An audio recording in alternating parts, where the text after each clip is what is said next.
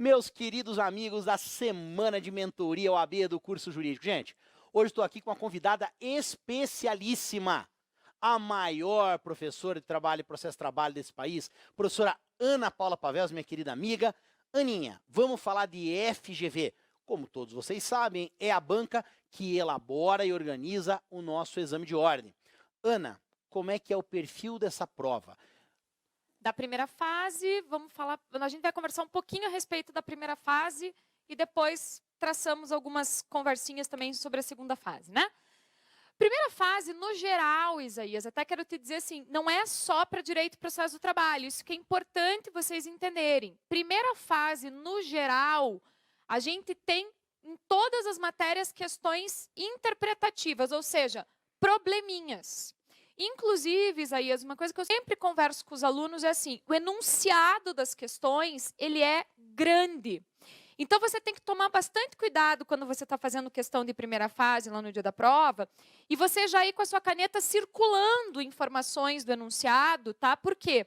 Porque senão, às vezes, você acaba se perdendo, porque o enunciado, às vezes, inclusive, traz informações que você não vai nem utilizar para responder a questão. Só que eles dão uma floreada no enunciado, porque a primeira fase, qual é o intuito? É eliminar o candidato, não é isso, Zé? Né? Porque na primeira fase, mesmo na prova da OAB como um todo, eu não estou competindo por vaga, né, Isa? Eu estou competindo comigo mesmo. Então, quer dizer, o objetivo deles é realmente trazer algumas informações que, de repente, façam você se perder na resposta. Então, como a gente tem enunciados longos em todas as matérias, né, e casinhos, problemas, mesmo que o enunciado seja um pouco mais curto, o legal é o nosso aluno ter, né, o nosso candidato aqui, ter a sua caneta e ir lá sublinhando as informações principais. Daí você me pergunta assim, né? Esses dias até um aluno estava me perguntando, mas, prof, eu posso rabiscar meu caderno de prova? À vontade, né? Riscar palavras, circular outras, né? Inclusive é legal quando você vai pegar as respostas, porque na primeira fase a gente sempre tem 4 alternativas, você nas alternativas que você já descarta de cara, você fazer X em informações ali no sentido de, ó, essa eu não vou usar para responder, né? Qual vai ser a que eu fico em dúvida, ou que aí tem a sua palestra também do chute certo e tudo, qual a que eu fico em dúvida e qual é a resposta correta. Então, temos questões interpretativas? Temos, né? Eu preciso pegar o conteúdo da disciplina que eu estou fazendo e aplicar aquele casinho concreto, né?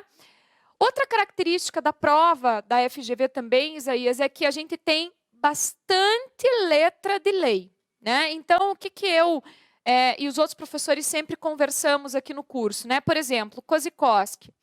Direito constitucional tem muita decoreba de artigo da Constituição, sim. Quer dizer, eu tenho que entender certas coisas, né? Mas outras é decoreba. Direito do trabalho e processo do trabalho. Também acontece decoreba?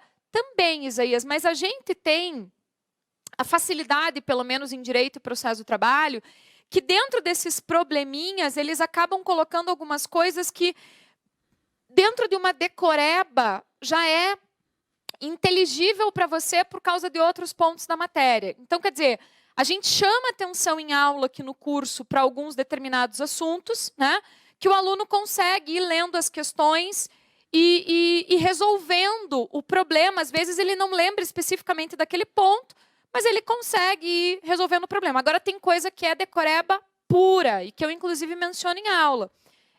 Chega a ser maldade da banca, tá? Por quê? Vamos dar um exemplo. Vão me perguntar lá, em quanto tempo do dia que a reclamatória trabalhista, pelo rito sumaríssimo, é protocolada em juízo, quantos dias o juiz tem para resolver o litígio numa situação normal? 15 dias. Coisa que, na verdade, até eu brinco com os alunos, nem na prática isso não acontece, né? Mas se tem uma coisa que o nosso aluno precisa observar também, é que quando a gente está fazendo uma prova, a gente tem que estudar a característica daquela banca a respeito das perguntas, né? E aqui no jurídico, a gente, além de ensinar a matéria, de revisar os pontos que você já teve lá na faculdade, né? Nos bancos aí, estudando para as disciplinas na faculdade, a gente consegue direcionar você para como que a prova vem cobrando isso de você, né?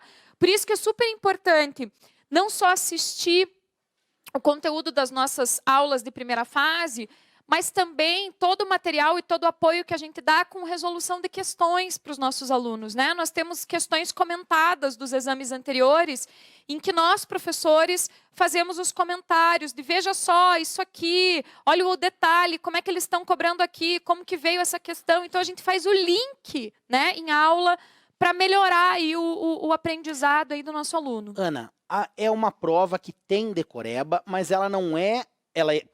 ela tem decoreba, ela é letra de lei, mas ela deixou de ser aquela prova do passado que ela era mera transcrição legal. Isso. Porque é uma prova que exige bastante do aluno. Se o aluno não souber trazer o conceito do direito, trazer o conhecimento jurídico e aplicar na prática, ele está fora, então ele tem que treinar isso, trabalhar isso. E outra coisa, quem chega na prova, Ana, muito ansioso para ler uma questão grande como essa, já tem problema de cara, né? Por isso, Isaías, que a gente conversa sempre com os alunos aqui também de estratégia de estudo, né? De estratégia não só de estudar, mas de resolver a prova também, né? Porque, por exemplo, aquelas matérias, aquelas disciplinas que eu foquei meu estudo e que eu tenho mais afinidade, eu vou procurar responder antes até no dia da prova. Por quê? Ainda que não esteja exatamente na ordem da prova. Por quê? Porque senão tem um outro fator também, Isa. No começo da prova eu estou muito ansioso. Mas no final da prova eu já estou muito cansado. E aí, se eu deixar, às vezes, aquelas matérias que mais tem questões e que eu mais sei para resolver depois, pode ser que eu perca a questão que se eu tivesse resolvido lá no começo da prova, quando eu ainda não estou tão cansado, eu não perdesse aquela informação. E também, além disso, chegar mais tranquilo, né? Porque às vezes a pessoa tem aquela ansiedade. Hoje, o tempo nosso de atenção tem diminuído cada vez mais, né, Ana? Aí o aluno chega com uma ansiedade de resolver aquele troço de uma vez. E é nessa que acaba perdendo uma questão importante. Daqui a pouco o aluno acaba reprovando por 1 ou 2 questões. Isso. Mas acabou perdendo, na verdade, 3 ou 4 por ansiedade. Isso. Sabia, tinha condições de passar, reprovou na bobagem. Mas me conta mais uma coisa sobre essa característica da prova. É uma prova que tem se falado muito sobre interdisciplinariedade. Mas o que é a interdisciplinariedade da FGV? Então, na verdade, a gente sabe que tem algumas matérias que usualmente têm menos questões, vamos dizer assim. Vamos pegar um exemplo, né? Direitos humanos, certo? São lá 2 questões, né, por prova. E é difícil eles não fazerem uma ligação dessa disciplina com outras. Então, por exemplo, o link com direito constitucional, o link com Estatuto da Criança e do Adolescente, já aconteceu. Isso, né? Com direito internacional, até mesmo envolvendo o direito do trabalho, Isaías. Se a gente pegar a questão do trabalho, né, dos imigrantes e toda essa questão, isso acaba também fazendo o link aí também daí com o direito do trabalho. Então, a gente tem que tomar cuidado, porque muitas vezes, quando você vai fazendo a sequência das questões na prova, às vezes você acha que você está numa matéria e, na verdade, você está numa questão justamente que é interdisciplinar e que faz esse link, então, entre várias matérias, né? Invariavelmente, você acaba tendo também questões que, às vezes, tem uns traços de processo do trabalho, por exemplo, e de direito material do trabalho. Mesma coisa acontece lá com processo civil e civil, penal e processo penal. Então, quer dizer, justamente eles estão colocando questões que a gente tem rodapés lá, como a gente menciona, né? Aquelas coisas bem do detalhe, mas eles estão cobrando raciocínio, sim, dos nossos alunos, né? Então, você não vai, por exemplo, como eu falo para os alunos de trabalho, a gente fala em artigo de lei, fala em súmula do Tribunal Superior do Trabalho, fala em orientação jurisprudencial. Não vai lá ter uma questão dizendo assim, assinale a alternativa que corresponde à redação do artigo 844 caput da CLT. Não. Mas o artigo 844 caput fala de audiência, de comparecimento das partes em audiência. Então, eles vão cobrar efeitos, por exemplo, um casinho, o reclamante não foi, reclamado não foi na audiência, ninguém apareceu na audiência, o que acontece? Né? Então, isso aparece na prova e eles vêm colocando assim, fulanito entrou com ação, pedindo horas extras, férias, 13º. Você já até pensa, pô, vai me perguntar alguma coisa das horas extras. Não, a questão vai ser sobre presença de alguém na audiência, né? Então, é isso que eu estou falando. Quando a gente pega esses enunciados maiores, é fundamental a gente nem se preocupar, pô, agora é só processo ou só direito material do trabalho. Não, mas é o circular qual é a informação principal que a questão está me cobrando. Ou seja, é uma prova que exige organização na hora de fazer, exige que o aluno se preocupe em interpretar adequadamente, né? Porque é uma prova interpretativa, é uma prova que vem com questões problema, é uma prova que busca muitas situações de decoreba, sim, e que também busca a base legal como fonte principal para elaboração da prova. Tudo isso faz parte da consideração da banca Sim. FGV. Agora, a prova do OAB, ela está ficando mais aprofundada Sim. e também diversificando temas, né? Temas que a gente aqui, ou até às vezes até na graduação, não se tratava com tanta ênfase e que a OAB começou a gostar de perguntar, como você falou ali do rodapé. Como é que é isso, sobretudo na tua prova, de trabalho e processo de trabalho? Então, o que a gente tem percebido? Que a banca tem cobrado lei, entendimentos do TST que não são só entendimentos das súmulas e das AJs. Eles estão começando a cobrar entendimentos daqueles famosos incidentes de assunção de competência, de recursos repetitivos. Então, aqueles fenômenos que nós temos na lei processual que criam a chamada uniformização de jurisprudência e que os tribunais lá criam teses jurídicas, por exemplo, eles estão começando a cobrar isso nas provas também. Então, quer dizer, não adianta eu estudar por doutrina para a prova da OAB? Não.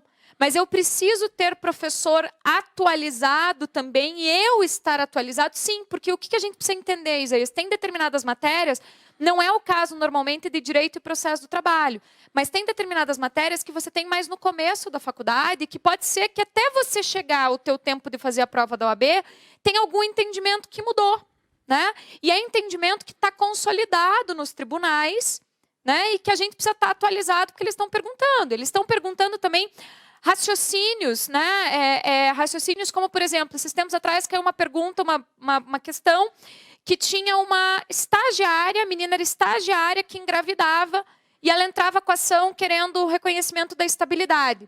Ela tinha estabilidade gestante? Não, porque ela não é empregada, ela é estagiário, estagiário não tem. Então, quer dizer, são raciocínios, vamos dizer assim, que eu não tenho a lei dizendo não tem direito. Só que a partir do momento que a lei diz que quem tem estabilidade gestante é só empregado, então automaticamente eu já tenho também que me ligar que se estagiário não é empregado, esse é um raciocínio, logo não tem a estabilidade gestante também. Ou seja, sem raciocinar na prova, então o aluno ele tem que raciocinar. Você tem que levar o aluno na aula a ajudar o aluno a raciocinar a questão, pensar o direito. E além disso, vem jurisprudência. Eu acho que a prova, inclusive, que mais vem jurisprudência, né, Ana? É a prova de trabalho e processo de trabalho. Só que a gente tem a grande vantagem das súmulas e das AJs do Tribunal Superior do Trabalho, né? E daí, veja, não quero que ninguém fique preocupado aqui de, meu Deus, agora eu vou ter que estudar os informativos do TST. Não. A gente consegue detectar isso, né?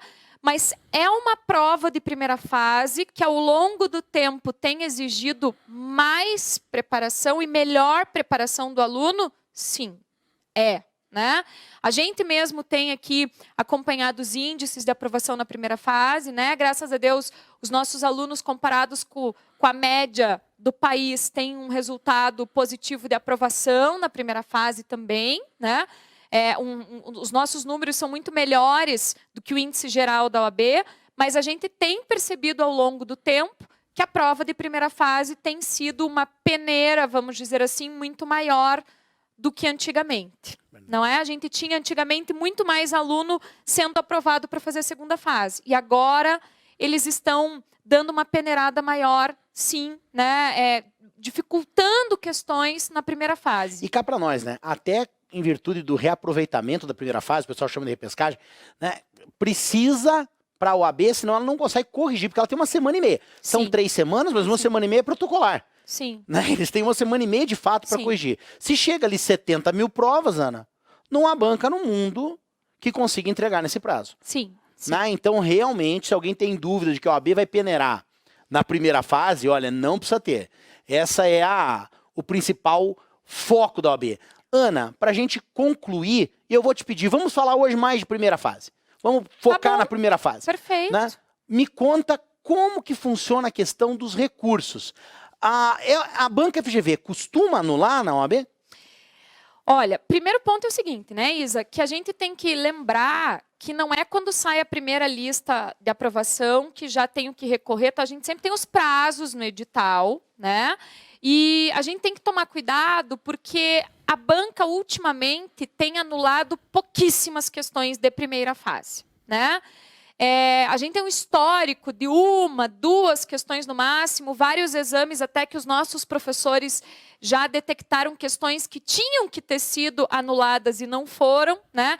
E que, inclusive, a gente tem até curioso, porque às vezes a gente brinca, tá, e como é que eu vou ensinar isso agora?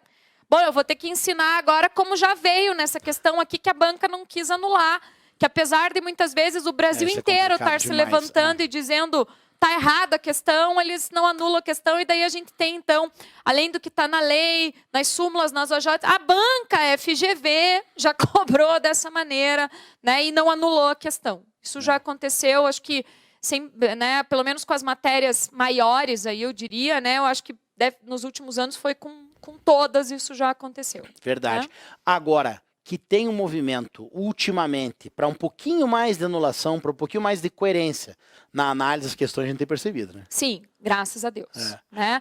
Eu acho que eles estão fazendo também uma análise preliminar das questões que vão cair na prova um pouco diferente do que estava acontecendo, né? Na primeira fase. Na primeira fase. Gente, Ana Paula Pavelski, para mim, Ana, é um orgulho, deixa eu aproveitar um momento para te dizer, é um orgulho ter você nesse curso.